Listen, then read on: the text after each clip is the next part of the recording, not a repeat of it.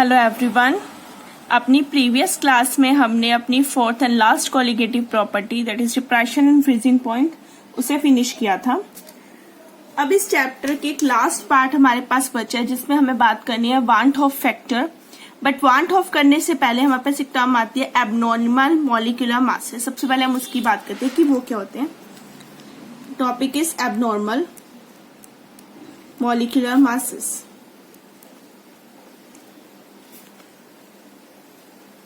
अब जितनी भी कोलिगेटिव प्रॉपर्टी हमने की है वो कोलिगेटिव क्यों थी? Because they depend upon the amount of solute. सारी की सारी कोलिगेटिव प्रॉपर्टी, चाहे आप लोअरिंग ऑफ वेपर प्रेशर की बात करो, ऑस्मोटिक प्रेशर की बात करो, एलिवेशन की बात करो या डिप्रेशन फ्रीजिंग पॉइंट की बात करो, सारी की सारी किसके ऊपर डिपेंड करी थी? अमाउंट ऑफ सॉल्यूट के ऊपर। बट कभी कभी ऐसा देखा गया कि इन प्रॉपर्टीज में जितना अमाउंट लिया गया था, जो लास्ट रिजल्ट था या तो वो उससे डबल आया या उसका आधा आया।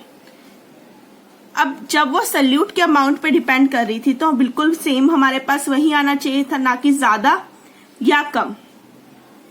बट कुछ केसेस ऐसे होते हैं, लाइक जैसे कि मैं इलेक्ट्रोलाइट्स की बात करूं, इलेक्ट्रोलाइट्स लाइक सबसे कॉमन NaCl।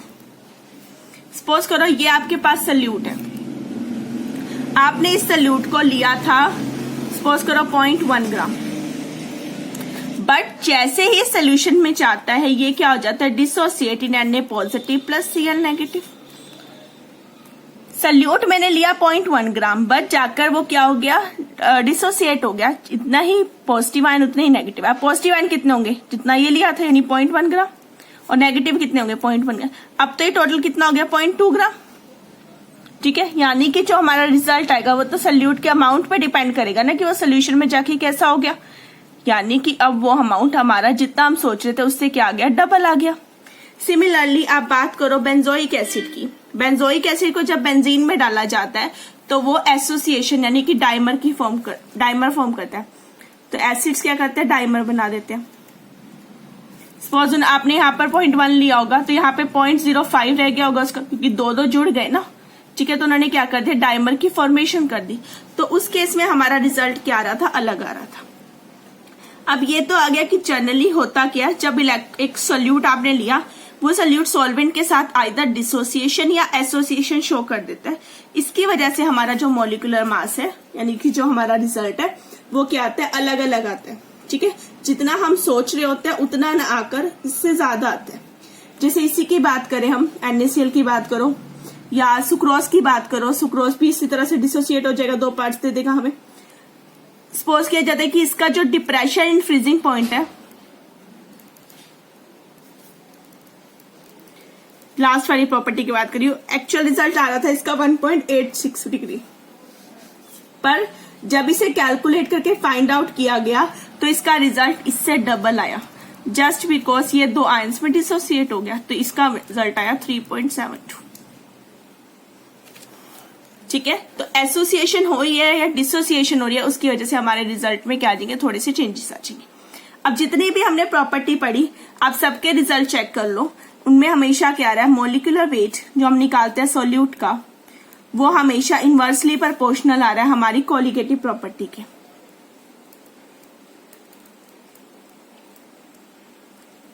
ठीक है, दोनों के बीच में इनवर्स रिलेशनशिप है। मींस अगर कोलिगेटिव प्रॉपर्टी इंक्रीज होगी तो उसका मॉलिक्यूलर वेट क्या हो जाएगा? डिक्रीज हो जाएगा। ऐसे अगर ये डिक्रीज होगी तो हमारा मॉलिक्यूलर वेट क्या हो जाएगा? इंक्रीज हो जाएगा। क्लियर? तो अब नॉर्मल होने का रीजन है एसोसिएशन या dissociation.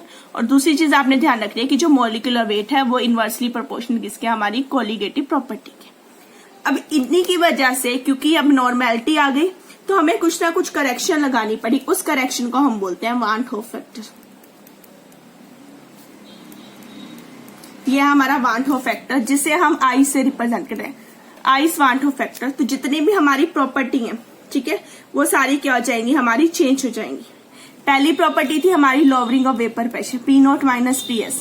Second is osmotic pressure pi. Third is elevation in boiling point and third last is depression in freezing point. हमारे पास ये 4 प्रॉपर्टी थी। तो जो आई है यानी वांट ऑफ फैक्टर वो है ऑब्जर्व्ड कोलिगेटिव प्रॉपर्टी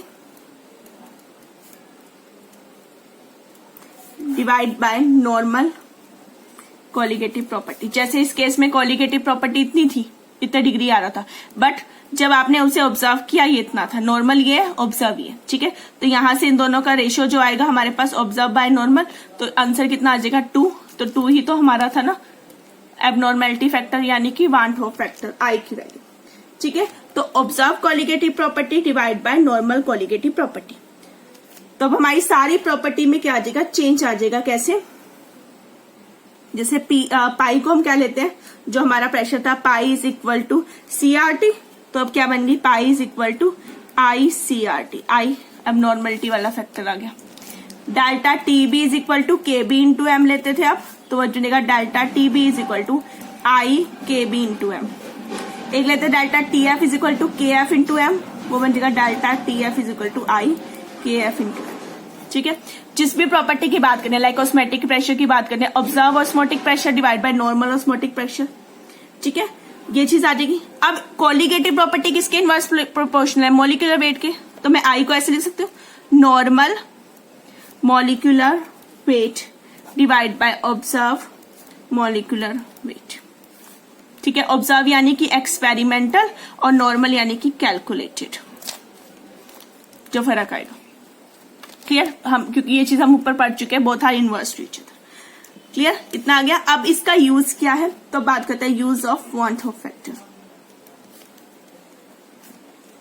ये हम निकालते हैं क्या, एसोसिएशन या डिसोसिएशन की। तो पहले हम कैलकुलेट करते हैं डिग्री ऑफ एसोसिएशन।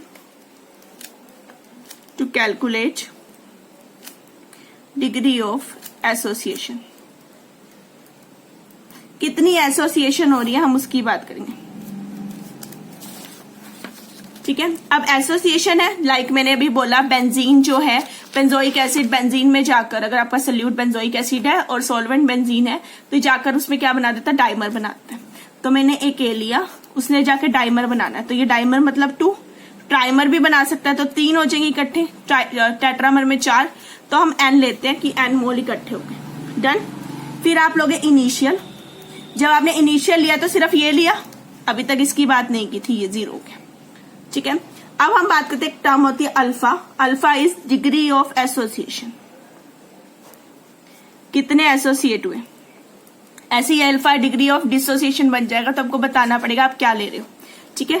सपोज करो आफ्टर एसोसिएशन कितने हो गए, 1 में से अल्फा निकल गए, अल्फा क्या हो गए, एसोसिएट हो गए, ठीक है। तो इधर कितने आए, अल्फा बाय N, अगर 2 होता तो बाय 2, ठीक है, 1 होता तो बाय 3 होता तो बाय 3 आ जाते, क्लियर। अब हम क्या निकाल रहे हैं, van Hoff factor, that is I. I is observed colligative property divide by normal colligative property. Observe की वैल्यू करो, ऑब्जर्व क्या आएगी आपके पास, सारों का सम, जो इतने भी है ये सारों इनके ऊपर डिपेंड करेगी ना। अब इतना अमाउंट बचा हमारे पास, 1 minus alpha plus alpha bye normal is always 1। आप लेके तो 1 ही चले थे ना, तो नॉर्मल तो 1 ही आना चाहिए था, बट एक्चुअल में इतना आ गया। अब आप इसे सोल्व करो और यहां से इसकी वैल्यू को फाइंड आउट कर लो, 1 इंटू आई हो जाएगा, this is equal to this I is equal to 1 minus alpha plus alpha by N। मेरे पास ये टर्म आ गई, ठीक है। हम यहाँ क्या निकाल रहे हैं, डिग्री ऑफ एसोसिएशन या डिसोसिएशन। तो अब यहाँ से आप अल्फा की वैल्यू निकालो, अल्फा निकाल लो, यहाँ से माइनस अल्फा कॉमन ले लिया, 1,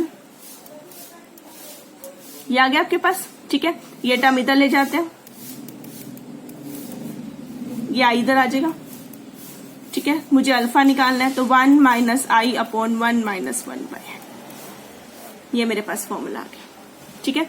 आप एलसीएम ले लो, तो I is equal to 1 minus alpha, नीचे आ जाएगा n माइनस 1, एलसीएम ले लिया तो n ऊपर चला गया, ये भी मेरे पास रिजल्ट है, ठीक है। तो अल्फा में यानी कि डिग्री ऑफ डिसोसिएशन, उसे हमने क्या कर दिया, फाइंड आउट कर दिया। अब डिसोसिएशन सॉरी एसोसिएशन निकाल चुके हैं, अब निकालते हैं degree of dissociation. Second is to calculate degree of dissociation. अब सेम एग्जांपल ले लो, लाइक हमने अभी बेंजीन वाला लिया था जो कि एसोसिएट हुआ, अब कुछ ऐसा ले लो जो डिसोसिएट हो रहा है, ठीक है। तो सबसे पहले सिंपलेस्ट के लेते हैं, इसमें लेते हैं type A B, like example में NaCl ले लो, ठीक है। जैसे मैंने अभी कहा Na पॉजिटिव Cl नेगेटिव, तो ए बी है, जाकर क्या चेंज हो जाएगा, ए पॉजिटिव प्लस बी नेगेटिव में। फिर से ले लो इनिशियली आपने ये 1 लिया, अभी तक इसका कुछ नहीं बना, तो ये 0 0, ठीक है। अल्फा क्या ले लिया हमने, degree of association, same sorry dissociation आएगी ना अब, तो ये आ गई डिग्री ऑफ डिसोसिएशन, कितने डिसोसिएट हुए, ठीक है। तो आफ्टर डिसोसिएशन सपोज इसमें से अल्फा निकल गए, तो अल्फा ये बनेंगे, अल्फा ये बनेंगे, ठीक है। तो अब आई निकालो, ऑब्जर्व बाय नॉर्मल, ऑब्जर्व आ गई 1 माइनस अल्फा प्लस अल्फा इनका sum divide by normal is 1। हमें अल्फा निकालना है, एक अल्फा अल्फा कैंसल, मुझे अल्फा निकालना है, तो alpha is equal to 1 minus iota, sorry alpha is equal to iota minus I minus 1। यहां से निकाल लिया मैंने अल्फा की वैल्यू। ये किस लिए है, फॉर टाइप ए बी, ठीक है। अब चलते हैं दूसरे टाइप पे, second is type AB2। AB2 का एग्जांपल ले लो, ठीक है। AB2 यानी कि जिसमें 2 मॉलिक्यूल एक साथ हो जाएंगे, ठीक है।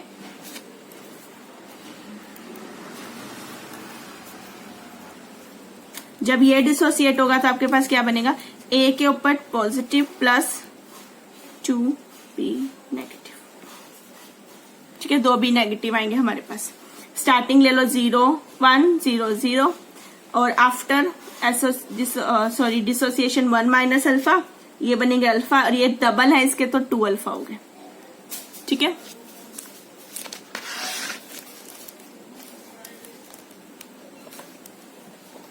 ये आगे मेरे पास 1 माइनस अल्फा अल्फा और 2 अल्फा। तो अब आई निकाल लो, ऊपर आ जाएगी ऑब्जर्व, नीचे आ जाएगा नॉर्मल, नॉर्मल हमेशा 1, अल्फा अल्फा कैंसल, ये आया मेरे पास I is equal to 1 plus 2 alpha. मुझे अल्फा निकालना है, तो आ जाएगा आई minus 1/2,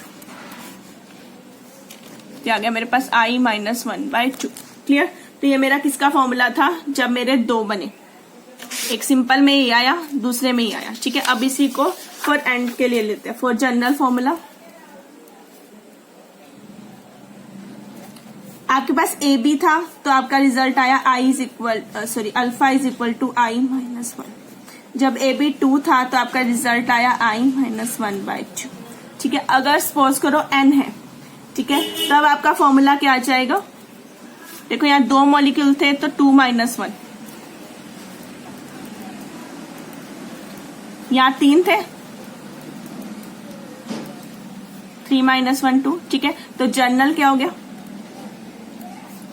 alpha is equal to I minus 1, ये तो ऊपर सेम है ना, नीचे क्या है, जितने हैं ये, ठीक है, नंबर मॉलिक्यूल एन माइनस 1, एक कम, यहाँ देखो ना, एक कम हुआ, 2 में से एक गया 1, यहाँ पे 2 है यानी कि 3 में से गए, तो ये 3 थे टोटल। तो अगर एन होंगे यहाँ पे ऐसे, तो एन माइनस 1 करना है, ठीक है। तो ये आ गया हमारा जनरल फॉर्मूला, क्लियर। तो ये था हमारा लास्ट टॉपिक इस चैप्टर का, that is one half factor, जो किससे रिलेट था, हमारा एबनॉर्मल माइसिस, उसका रीजन था एसोसिएशन या डिसोसिएशन शो करना सल्यूट का इनसॉल्वेंट, ठीक है। अब इसका एक लास्ट पार्ट है, इसके न्यूमेरिकल्स, जो हम अपने नेक्स्ट पार्ट में डिस्कस करेंगे। Okay, thank you everyone.